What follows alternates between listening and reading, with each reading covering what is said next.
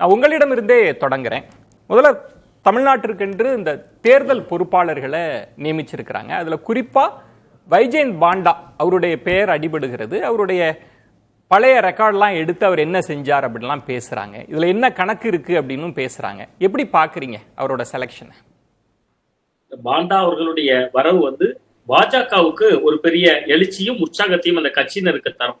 ஏன்னா பாண்டா அவர்களுடைய கடந்த கால வரலாறே அதை நோக்கின பார்வையை கொண்டதுதான்.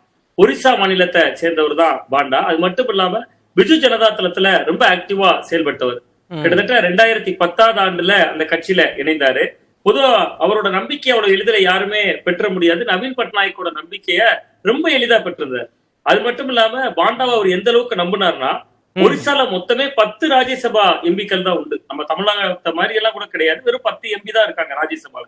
கட்சியில சேர்ந்த உடனேயே அவர் மேல அபரிவிதமா நம்பிக்கை வச்சிருந்தார். அதனாலதான் உடனடியா அவரோட செயல்பாடுகளை பாக்குறாரு. அதை விட முக்கியமா அவர் சேர்றாரு. அங்க பிஜு ஜனதா தளத்துல மிகப்பெரிய அளவுல முக்கியத்துவம் வாய்ந்த பணிகள் எல்லாம் அவர் போடணும்னு சொல்றாரு. பெரிய ஆலோசகர், நல்ல ஆங்கில புலமை கொண்டவர். அதெல்லாம் மட்டும் இல்லாம அவருடைய மனைவியும் தொழிலதிபராக இருந்தவங்க. இந்த பின்புலத்தெல்லாம் பார்த்தோன்னா ராஜ்யசபா எம்பி ஆக்குறாரு. கிட்டத்தட்ட 2010 இருந்து 2019 வரையுமே அவர் அவங்களோட ராஜ்யசபா எம்பியா பிஜு ஜனதா தளத்தினுடைய எம்பியா இருந்தார். அவருக்கு எத்தனையோ பேர் இருக்கும் போது அவருக்கு ஏன் கொடுத்தானா, டெல்லி லாபி ரொம்ப நல்லா பண்ணுவார். எந்த விஷயங்கள் எதை செய்யணும், எதை செய்யக்கூடாது, கட்சியை அடுத்த கட்டத்துக்கு கொண்டு போறதுக்கு என்ன செய்யணும், எந்த பிரிவுகளும் இல்லாம வழி நடத்துறது, இப்படி எல்லாம் நிறைய விஷயங்கள் பண்ணுவார். கடந்த 2019 அவர் அங்க இருந்து வெளியேறாரு, பாஜக சேர்றாரு.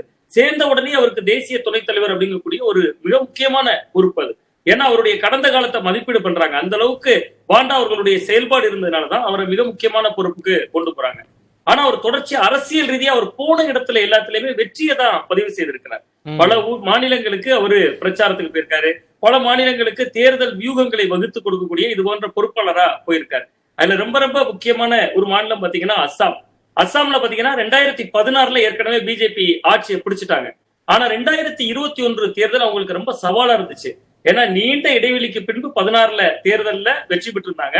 5 ஆண்டுகள் அந்த ஆட்சிக்கு எதிரான கொஞ்சம் வெறுப்பு மனநிலை எப்படியும் இயல்பாவே மக்கள் கிட்ட உருவாயிருக்கும். 2021 சட்டமன்ற தேர்தல் அப்படின்னு பாக்குறப்ப இப்ப இருக்கக்கூடிய நடப்பு முதல்வராக இருக்கக்கூடிய பிஸ்வா சர்மா ஒரு அணியாவும், சபானந்த சோனா முந்தைய முதல்வர் ஒரு அணியாவும் 2 பிரிவுகளா குழுக்களா இருந்தாங்க. ஒருவரை மாத்தி ஒருவர் புளிய பறிச்சுக்கலாம் அப்படிங்கக்கூடிய ஒரு சூழல்லாம் நிலவுச்சு. அப்படியான காலகட்டத்துல கூட இவர் அங்க போயிருந்து களப்பணி செஞ்சு 2 பேரையும் ஒருத்தர் மாத்தி ஒருத்தர் பிரச்சாரத்துக்கே போகக்கூடிய அளவுக்கு களத்தை மாற்றினார். அதுல ரொம்ப நிபுணத்துவம் பெற்றவர். அஸ்ஸாம்ல 2021 மறுபடியும் வெற்றி பெற்றாங்க. டெல்லியில நமக்கு தெரியும், கிட்டத்தட்ட நீண்ட இடைவெளிக்கு பிறகு ஒரு 25 ஆண்டுகளுக்கு மேலான ஒரு இடைவெளிக்கு பின்பு ஆம் ஆத்மி, காங்கிரஸ் எல்லாத்தையும் துடைத்தெடுத்து இப்ப அங்க பாஜக ஆட்சி நடக்குது. அதுக்கு மிக முக்கியமான காரணம் பாண்டாவோட ஒர்க்கு தான். இப்படி போன ஸ்டேட் எல்லாத்துலயுமே இது மட்டும் இல்ல, இப்ப இந்த தேர்தல் அடுத்து வரக்கூடிய அந்த சட்டமன்ற தேர்தலோடு வரக்கூடிய பீகார் போன்ற மாநிலங்களுக்கும் நம்ம தமிழகத்தோடு வரக்கூடிய பீகார் போன்ற மாநிலங்களுக்கு எல்லாம் நீங்க பாத்தீங்கன்னா தர்மேந்திர பிரதான போட்டிருக்காங்க. அவர் இப்ப அண்மையில கல்வி அமைச்சர் தர்மேந்திர பிரதான் தமிழ்நாட்டுக்கு ஒரு தடவை தான் வந்திருந்தார். ஒரு 2 நாள் நிகழ்வா தான் வந்திருந்தார். வந்த இடத்திலேயே கல்வி நிதி தொடர்பா ஒரு புதிய குண்டத்துக்கு வீசிட்டு போயிட்டார்.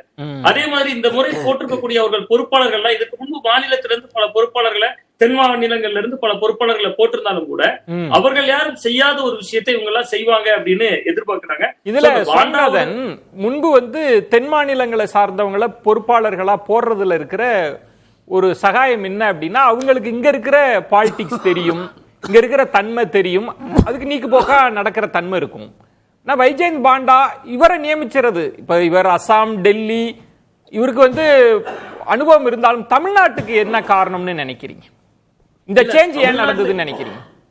இல்ல, தமிழ்நாட்டை பொறுத்த வரைக்கும் நீங்க அதுக்கு உதாரணமா நம்ம அஸ்ஸாம் மாநிலத்தில் இவர் பண்ண ஒரு வேலையவே நான் சொன்னேன். அங்க முன்னாள் முதல்வருக்கும் இப்ப இருக்கக்கூடிய முதல்வருக்கும் இடையில தேர்தல் நெருக்கத்துல ஒரு ஈகோ யுத்தம் இருந்துட்டே இருந்துச்சு. ஒருவரை மாதிரி ஒருத்தர் காலை பிடிச்சு இழுத்துருவாங்க, அதனால தொகுதிகளோட எண்ணிக்கை குறையும் அப்படின்னு ஒரு பார்வை இருந்துச்சு. ஆனா 2021 அங்க தேர்தல் பணியாற்ற போன பாண்டா அதை ரொம்ப எளிதா கையாண்டு 2 பேரையும் ஒரு குடையில கொண்டு வந்தார். அதை அப்படியே நீங்க இப்ப பொருத்தி பார்க்கலாம். அண்ணாமலை தனிலாபி பண்றாரு, நயினா நாகேந்திரன் அவர்கள் தனிலாபி பண்றாங்க. 2 பேரும் தலைமை சொல்லி பண்றாங்களா, தனித்தனியா பண்றாங்களா என்பது இன்றைக்கு வர ஒரு விவாத பொருளாவே இருக்கு. அதிமுகக்குள்ள பல குழப்பங்கள் இருக்கு. இங்க ஆளுக்கு ஒரு திசையில இருக்காங்க. ஓபிஎஸ் கிளைம் பண்ணிட்டு அவர் வெளியில நிக்கிறாரு. டிடிவி தினகரன் இவரை முதல்வராக இருக்கிற வரைக்கும் நான் கூட்டணிக்குள்ள வரமாட்டேங்கிறாரு. இன்னொரு பக்கத்துல பாட்டாளி மக்கள் கட்சி பிளவுபட்டு இருக்கு. அப்ப இந்த கூட்டணியை உருவாக்கக்கூடிய தேவையே இங்க அதிகமாக இருக்கு. அப்ப இனி வரக்கூடிய காலங்கள்ல வைஜெயந்த் பாண்டா பெயர் தமிழ்நாட்டுல அடிபடுன்னு புரிஞ்சுக்கலாம். இனி நிச்சயமா கூட்டணி பேச்சுவார்த்தை இதுல எல்லாம் நிச்சயமாக அடிபடும். அதுக்குதான் நான் சொன்னேன், அஸ்ஸாம்ல அவர் வெற்றியை பதிவு செய்திருக்கிறார், டெல்லியில வெற்றியை பதிவு செய்திருக்கிறார், அது மட்டும் இல்லாம உத்தரப்பிரதேசத்துல தேர்தல் வேலையை பார்த்திருக்கிறார். அப்ப அவருக்கு வந்து எல்லா ரூட்டும் தெரியும், எந்தெந்த இடத்துல எந்தெந்த சிக்கல்கள் வரும் அப்படிங்கிறது தெரியும். இன்னொரு விஷயம் சார், மிக முக்கியமா அந்த அஸ்ஸாம் அந்த மாநிலங்கள் எல்லாம் பாத்தீங்கன்னா பல பிரச்சனைகளை அவர் தீர்த்து வைத்திருந்தார். அந்த ஒரிசாவை பொறுத்தவரை 2010 இருந்து 2019 வரை அந்த அளவுக்கு நவீன் பட்நாயக்கோட நம்பிக்கை அவ்வளவு சீக்கிரம் யாருமே பெற முடியாது. ஒரு 9 ஆண்டுகள் அங்க ராஜ்யசபா எம்பியாக அந்த கட்சியில தொடர்ந்தார். அதனால அந்த அனுபவங்களில் இருந்து தமிழ்நாட்டு களத்தை அவர் கொஞ்சம் களமாடுவார் அப்படின்னு பார்க்கலாம். பேசலாம்.